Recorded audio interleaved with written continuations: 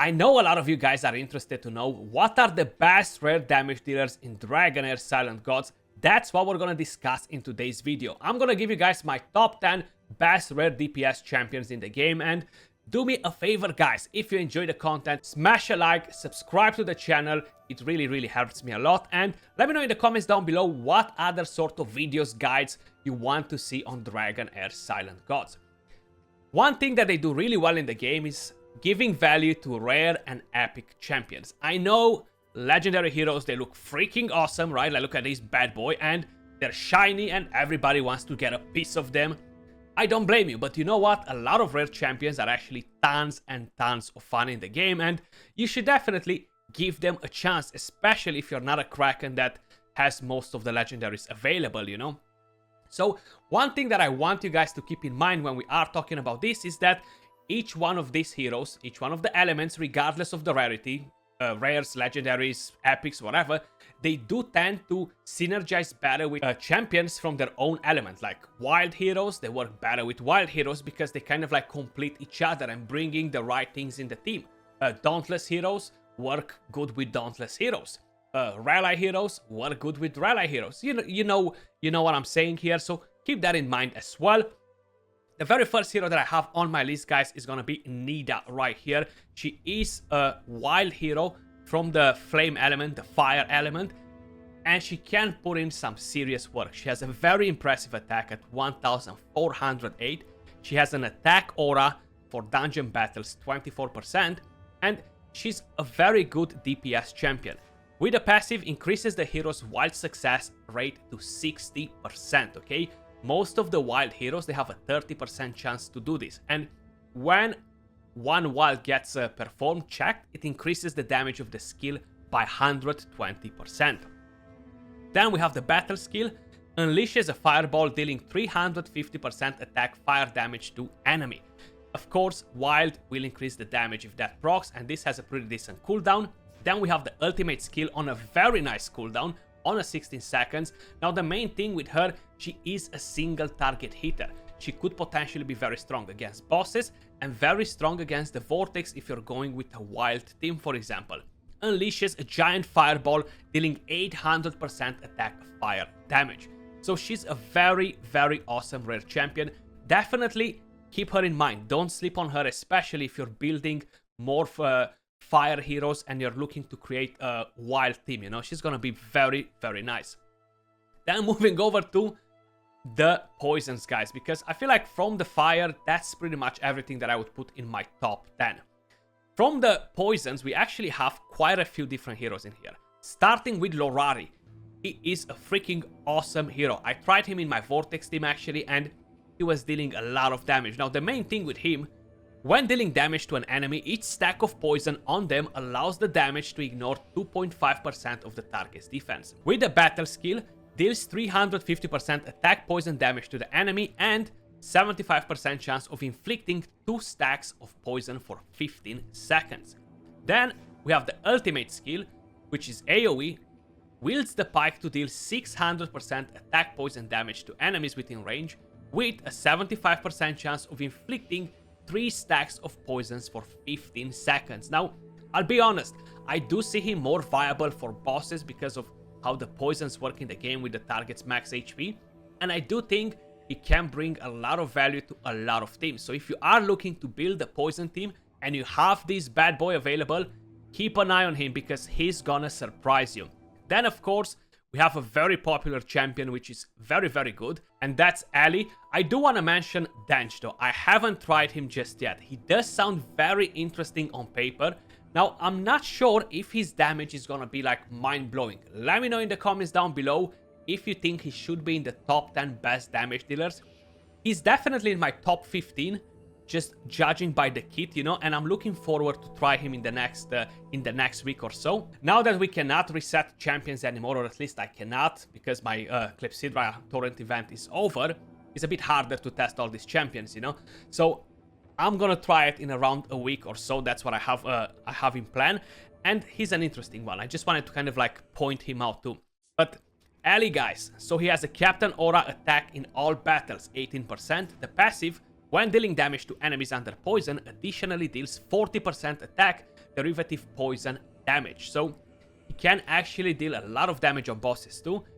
He does need some enlightenment to make him work better like this. If no, you can of course build him with crit rate, crit damage, and just go in with raw damage. The battle skill is a single hit, gains 15% attack and deals 280% attack poisons with a chance to put a poison stack for 15 seconds. Then you have the battle skill, which is AoE with a massive range, shoots 3 arrows in a designated direction, each dealing 235% attack poison damage. Now this skill can be helpful in Goblin in the tower, but the rest of his kit is not as efficient against this sort of PvE content. Is definitely more efficient against bosses, for example, you know. Then the next champion, she's my favorite, guys. You know what, I just like her a lot, and that's Sigrid. Awesome rare champion, man, and if you don't use her and you have her, you don't know what you're missing on. Captain Aura, for all battles you're gaining accuracy. Then we have the passive. When an enemy inflicted with debuffs dies, the hero gains 25% ultimate energy. So pair her with a debuffer in the team to make sure that when they're dying they have some debuffs. She's gonna gain so much ultimate energy and rotating the ultimate skill so much. Then you have the battle skill. Shoots 2 toxic arrows to the enemy, each dealing 210% attack poison damage with a chance to land healing prohibition. So that's very nice already. She's gonna one-shot a lot of champions in Arena, so keep an eye for her. Then you have the ultimate skill, deals 820% attack poison damage to an enemy and all enemies inflicted with debuffs, with 75% chance of inflicting healing prohibition and decrease attack. Very nasty skill for a rare hero, man. Like, this is such a nasty skill, honestly. If you have Sigrid and you're not using her, shame on you. Of course, if you're a Kraken and you have all the legendaries, I understand you. Moving over to the next champion that we have on the list, guys, is gonna be Irina. A beautiful champion, very powerful and great for the Goblin, great for waves, great for tower defense. She brings in a lot of firepower. Pretty good attack as well, 1349. And we have the passive. When the hero deals damage to enemies by skills, grants a target max HP shield to the nearest ally for 10 seconds. The effect can only be triggered every 10 seconds, so you're getting a bit of support from her too, because she's a support hero undercover, okay? That's how she is, similar with Voresh, the epic champion. Then, the battle skill unleashes chain lightning, dealing 360% attack lightning damage to enemies that are hit. And the chain lightning can bounce, okay? So it's almost like a AoE attack, more or less. So very good damage from this skill as well. And then we have the ultimate skill, deals 710% attack lightning damage to enemies within range and puts decrease attack, guys. Very awesome champion. 100% super solid, and most probably you guys already know how cool she is. You're familiar with her. Then moving over to the next champion that we're gonna have on the list right here, guys, and this one is very interesting. Now, he is a Radiance hero, he's a Rally hero, and he has a Captain Aura, 80% attack in all battles. His attack is not as impressive as Irina, but it's 1263. The passive skill, the hero's basic attacks also deal splash radiance damage to enemies within range of the enemy. Then right here, the battle skill charges towards the enemy with the lowest HP, dealing 380% attack damage. Now, these skills right here, guys, are massive for Arena, because what's gonna happen in Arena, you're gonna have the tank right at the front. All your heroes are gonna focus the tank, and the only way to kind of like move from there and evade attacking the tank and wasting your time there and charging on a more important hero in their team, maybe their nuker, for example, is by having some skills like this. This will do an amazing job to basically kill their nuker quick, so then you kind of like stop them from melting your team. The ultimate skill right here, guys, launches a leap attack dealing 670 attack radiant damage to enemies within range. If the hero has Rally when unleashing the skill, it consumes Rally and ignores 30% of the target's defense. Ignore defense is massive, especially for a PvP, guys, so keep that in mind. Now, the main thing is you need to have a Rally hero with him, so that's why I mentioned you need to kind of like pair some of these heroes to get the most out of them, but he is such a beast, a killing machine. Moving over to the next hero that we have on the list, and this is honestly one of the hardest hitting heroes in the entire game. Again, she does need a bit of a setup, but she's absolutely nuts. Usha, or Usa, whatever you're pronouncing her name. Frost, right? And she does need quite a bit of Frost in the team. Captain Aura increases ally HP by 24 in dungeon battles. The passive, the second basic attack at an enemy under Frost, deals double damage. So the more Frost you have in your team, the better. The battle skill gains 300 attack shield and attack speed up for 10 seconds. This will allow you to use the basic skill more often. That's what attack speed does. Allows you to use the basic skill very fast, you know. So because of the passive, that's going to be great. Then you have the ultimate skill. Slashes forcefully twice, each dealing 400 attack cold damage to enemies within range and a 100% chance to land Frost. This skill deals double damage to enemies inflicted with Frost. So that will take you up to 1,600 600 damage, guys, which is just crazy, right? Nuts. This can do so much damage. Now, if you pair her with other Frost heroes as well, it's gonna be even better for her own kit, for her own good, you know? Let me put it like that. She's actually an awesome rare champion. Then the next one that we have on the list, guys, is gonna be no one else but Zetos. I don't have this rare champion and I definitely want to get him. He's a very interesting one as well. So we have a Captain Aura, HP in dungeon battles. The passive, when the hero inflicts Frost on an enemy, their next basic attack's damage is increased by 50%. Then you have the battle skill. Throws 2 ice lances at a random enemy, each dealing 250% attack cold damage with a 75% chance of inflicting Frost for 5 seconds. So this is a single target hero. Keep that in mind, but he can do a lot of damage. Then you have the battle skill. For 10 seconds after being cast, the hero throws ice lances for their basic attack, each dealing 250% attack cold damage with a 75% chance of inflicting Frost. So you have a chance to inflict Frost at the same time when you're throwing them.